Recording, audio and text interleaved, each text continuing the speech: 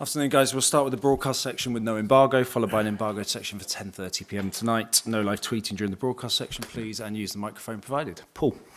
Thank you. Hi, Ange. Have you got any fresh injury worries, any returning players, and in particular, Porro and Udogie, are they fit to play?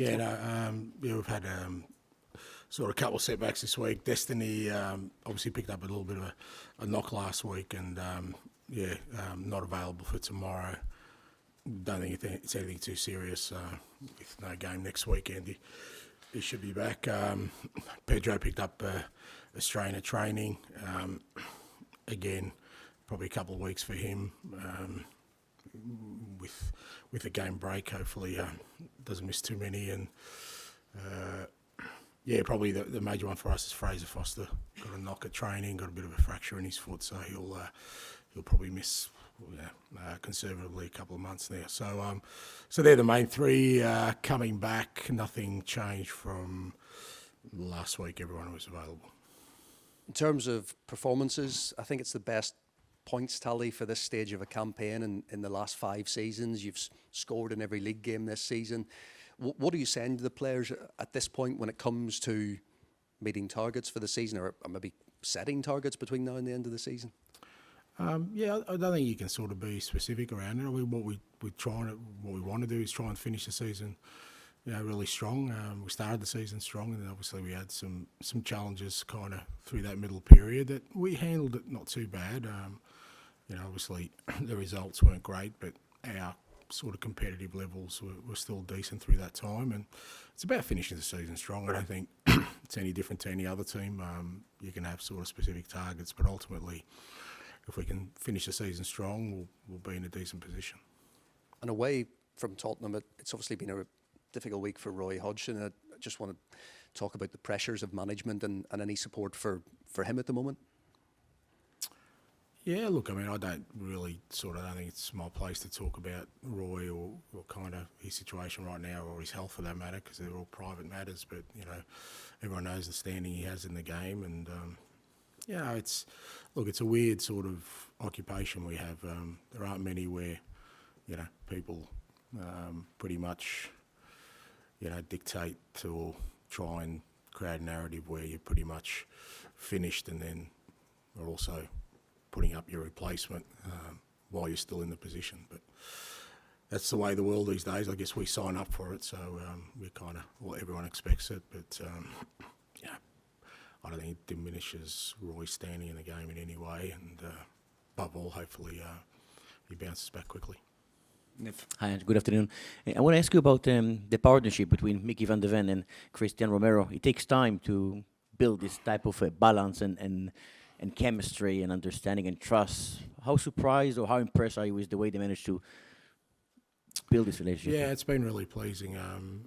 As you said, like centre-back partnerships, most of the time, they tend to build together because you need so much understanding in a crucial part of the game where a lot of it is almost unspoken, where, you need to be able to understand each other's game. And I think they complement each other really well. I think I've just been super impressed with Romero this year, the way I already knew he was one of the best defenders in the world, but the way he's kind of tackled the whole leadership area and, really sort of become disciplined in his play, and how he's not just Mickey, but the other players, he's kind of really guiding them in the right way, but especially Mickey. And, Mickey, I've already spoken about. The way he's adjusted to the Premier League has been outstanding. So it's great for those two. Obviously, we missed both of them during the middle part of the year, so it's good to have them both back out there. A question about Brennan Johnson, please. Becoming a bit of a super sub. We saw the goal against Brighton, the goal against Brentford as well. How impressed you've been with him, with his role at the team? Yeah, again, look, I always feel it's harder for attacking players because invariably people just measure them against one thing, and particularly, in Brennan's case, he's a young man, and there's a transfer fee attached, and then people just measure it on one thing. But we didn't bring Brennan to the club just for this year.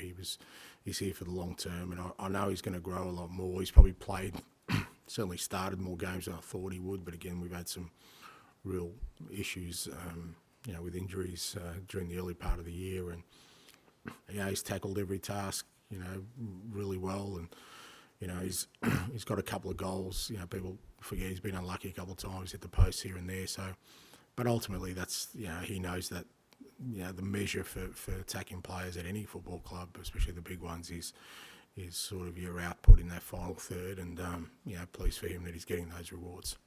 Wolves have been one of the most pleasant surprises of the season. You remember the game back in November. What do you expect for them this weekend? Pretty much what you've got from them all year. I think Gary's done an outstanding job. They've got, they work hard for each other. They're a well-organised team. We saw that, when we played them at their place.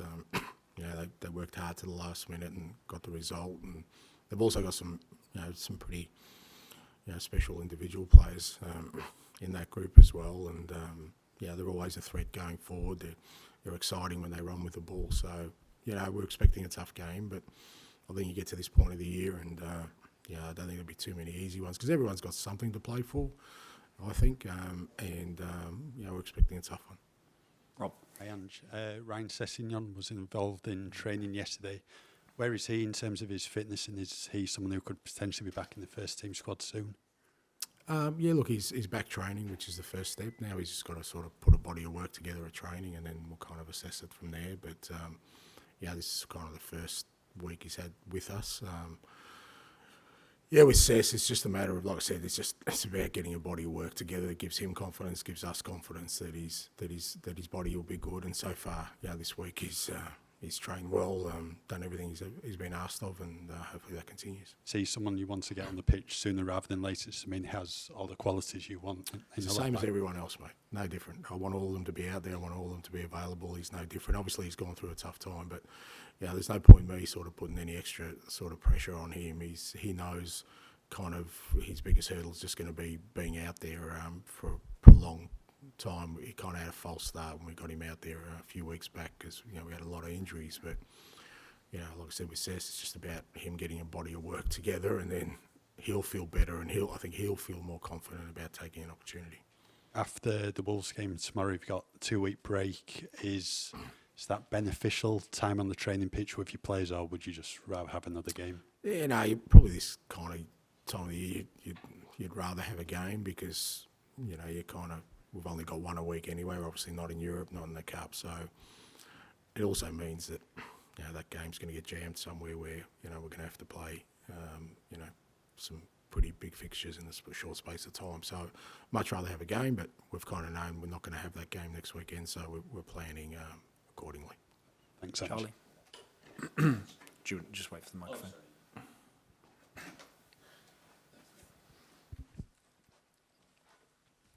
Just wanted to ask them, without Destiny and Pedro, how that affects the way you play. Maybe it doesn't, that it's just other people have got to step in and do that role because they've been so important to how you've played this season. Yeah, it doesn't change the way of play, but I think I've said in the past that every player brings their own sort of unique abilities to each position. The structure won't change, the manner in which we kind of set up won't change, but different players bring different attributes, and Pedro and Destiny have been sort of outstanding for us this year. Pedro's pretty much played every game apart from maybe the first one where he didn't start, and and Destiny, every time he's been out there for us, has been really important. They're both improving, but as I said, they're missing now, and there'll be an opportunity for a couple of other guys to come in and make sure that we maintain the levels we've kind of set so far. One of those players obviously could be Radu. What have you made of him so far? Has he been kind of desperate to get a start? He's been great, he's working hard, but he was at Genoa and he was playing. If just playing was all he was interested in, he would have stayed at Genoa. If you want to move to big clubs, that's part of the process, and he knew that. That's why he took, and that's why you got. I wanted him here because he knew the challenge of coming here, and playing was not going to just be a given. It's about working away, and he's adapting. We play a lot differently to what he's used to. We've used him in games, and I think he's done well when we've used him. And again, we didn't buy him for 6 months. We bought him to this football club for a long time, to be here for a long time. And we already seen this year, losing our two central defenders, what an impact that had on our season. Well, I don't want that to happen in the future. So Radu is here for that, and over the next sort of 3-4 months before the end of the season, it's about him adapting and working hard. But he's been outstanding at training, great attitude, really great amongst the players. The players are really kind of can see the qualities he has, and he's ready to play. Just on another topic, I wanted to ask, was that event yesterday for Proud Lily-Whites celebrating 10 years at the LGBTQ plus fan group? And just how important to you and to the club is that inclusivity? Because it feels like Spurs are one of the kind of leading clubs, and it's that group has kind of led the way. Yeah, I mean, look, I feel sort of, like I said, that the club is it's very, very important to the club. For me, it's a bit different.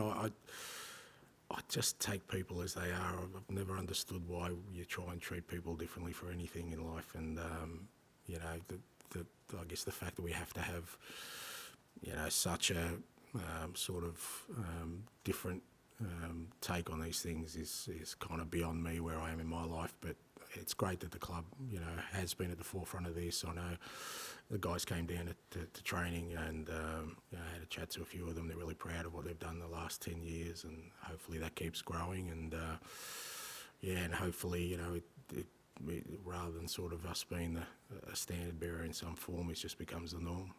Has that changed? Sorry, just to follow up. Has that changed a lot since that inclusivity awareness since you've been in the game, and has it changed enough? I guess. Mate, the world's changed. It's you got no idea, mate. You got no idea how much the world's changed. I still remember I was in the city with my kids yesterday, and they saw a phone booth and they didn't know what the hell it was, mate. He said, "That's how I used to call your mum." So the world has changed a lot. Okay, James, please. Hi, Ange. I don't know if you've seen any of it, but there have been some reports this week suggesting you may be on Liverpool's shortlist to replace Jurgen Klopp. Just wondered if there was anything you could say about that, or wanted to say about that. I may be on a shortlist. No, I don't think I want to say anything about that, because I don't think that's ever going to enter my sort of brain space for what's my priorities in life and in my profession right now. And no. You must feel, though, you're only just getting started here at Tottenham. Well, I am, not just feel, I am. I've only been here for 7 months, so I think that's self-explanatory. I've been at pains to say that, we're still, we've still got a long way to go in terms of the football we want to play, the team we want to be, the squad we want to have. We've had, I think, 2 positive windows. I think we've had a decent campaign so far, but, we've got a long way to go. Do you think there's any doubt at all that you'll be here next season? You see, but that's what I'm talking about. That's the funny space when we talk about managers. When we're not going well, then they're questioning, whether we're going to be here. When you potentially are going okay, then they're still questioning about whether you're going to be here. And the reality is, most of it's out of our hands. So I've never worried. I've never thought about that. I've got a history of 26 years of management where you can see pretty clear what I do, and I rely on that as my explanation as to where my thought processes are with all those kind of things. But like I said, right now it's about finishing the season strong with Tottenham and making sure that we're kind of trying to establish a really strong foundation for who we want to be in years to come, and that can only happen if I'm totally focused on what these last 14 games can bring for us. Do you take any of the Liverpool chat as a compliment at all, or not? Well, it depends, If it's just people throwing up names, then who cares? Seriously, doesn't matter. But at the end of the day, if I'm doing a good job, hopefully it does mean that, people will acknowledge that in one form or another, whatever that form is. But, so-called chat, I mean, really, it's not no of interest to me. Thanks. Okay, and we'll finish with George, please. Hi, Ange. Just want to take you back to that Wolves game in November. You kind of referenced that a little bit afterwards, talking about how you weren't happy with the way the team played. What was it about that performance that you sort of didn't like, and how much has the team grown, I guess, since then? Yeah, look, it was just, I think there have been many games this year. There's probably been, less than a handful of games where I just felt we ended up playing for a result. Now, it was kind of natural at the time. We had a lot of injuries, obviously, in that game and before that game, and kind of we put out a lineup that, you know, guys hadn't played for quite a long time, and we got ourselves in front, and it's only natural, it's human nature for people then to try and hold on to that, you know, because it is a accomplishment, but you know, those kind of moments also I think are important for me to make sure that the players understand that that's not where we're at and that's not where we want to be. It's not just about chasing a result so we can, you know, sort of feel good about that. It's about staying true to who we want to be through this, especially this time where we're building something. And you know, even if we had won that game 1-0, it wouldn't have left me feeling any better about our approach. And again, it wasn't me being critical of the players. It's more about guidance to say, well, you know what, it's easier because we didn't get the reward. But even if we did get the reward, I would have sort of had the same message that that's not sort of, you know, where we want to be heading as a team. And like I said, for the most part, that hasn't happened. You know, it's probably 2 or 3 games I remember where we've done that, and you know, it's kind of the stuff we want to sort of steer away from.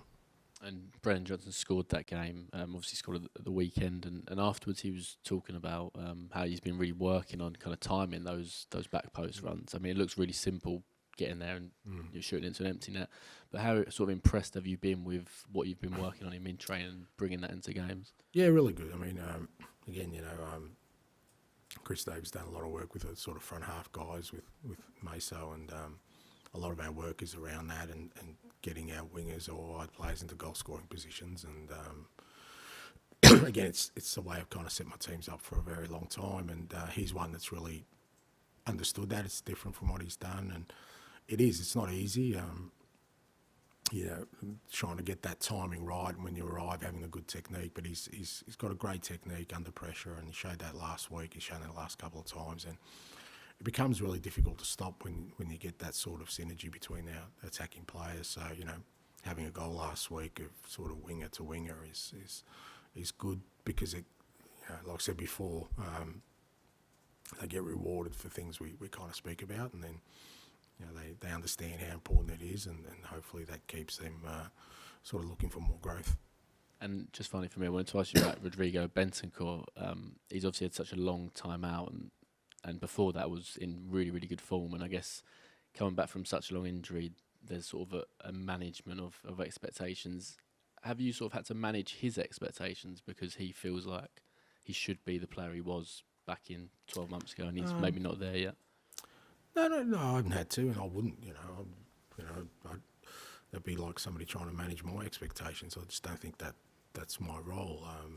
He sets very high standards, and look, it's not just the absence. I mean, he came back, and I thought in the Villa game he was outstanding, and then he gets a knock within 15, 20 minutes, and you know, he's out again. So it's been disrupted even with the absence he's had. So, but I've been really happy with Roddy, and again, I guess people look at it through the prism of kind of, you know, that players should be playing all the time and being influential all the time. But we're trying to build a squad here, and I've got no doubt that, you know, whatever Rodri does this year for us, and he's already contributed, you know, he's creating a great foundation for us for next year. And, you know, with the midfield setup we've got at the moment, the players we've got in there, it's going to be really exciting to see how they all grow. Okay, we'll end the broadcast section there. We'll move on to the embargo.